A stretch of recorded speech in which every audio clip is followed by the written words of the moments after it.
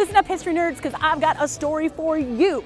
In 1969, Rod Hall won the Baja 1000 overall. That's right, he even beat the motorcycles in that Bronco right there behind me.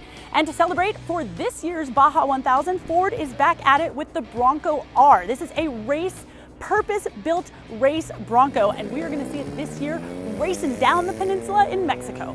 So let's go take a closer look. Come on! All right, so what we've all been wondering is, will the Bronco have solid front and rear axles? And if this car is any indication, I think we're gonna have independent front suspension. They did say that all of the underpinnings in this truck are the same as the production Bronco, and look at that. Looks like I got an independent front suspension. Now, all of this suspension here, the shocks and everything, those are purpose-built for the race. So we're not gonna see that. We're not gonna see 37-inch BFG tires on this vehicle for production, but it's nice to see that back here.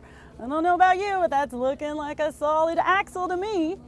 Now, a lot of people are kind of going back and forth in terms of, is it okay to have a independent front suspension and a solid rear? And here's the thing, yes, having solid front and rear axles certainly makes it beefier, but there are guys out there running King of the Hammers with an independent front suspension, and they're doing just fine. It makes for a better feel on the road. It's easier to drive day to day, and you still get most of that off-road capability. And trust me, I don't think Ford would be putting anything out that is not going to be capable. Now, under the hood, again, this truck has the same engine and transmission that we'll see in production. We just don't know quite what it is yet.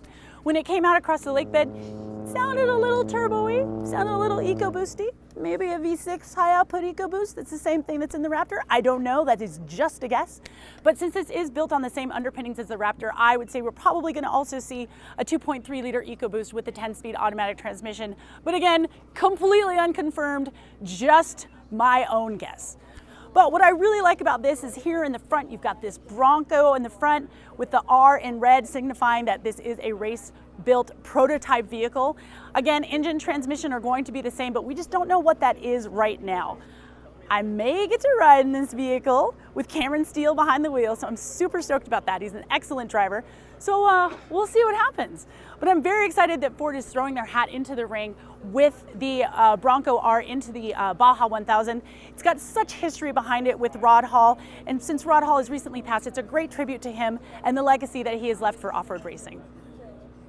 So please let me know in the comments, do you guys want more off-road stuff? Because I really like it. Let me know in the comments, and be sure to like and subscribe to us right here on the YouTubes.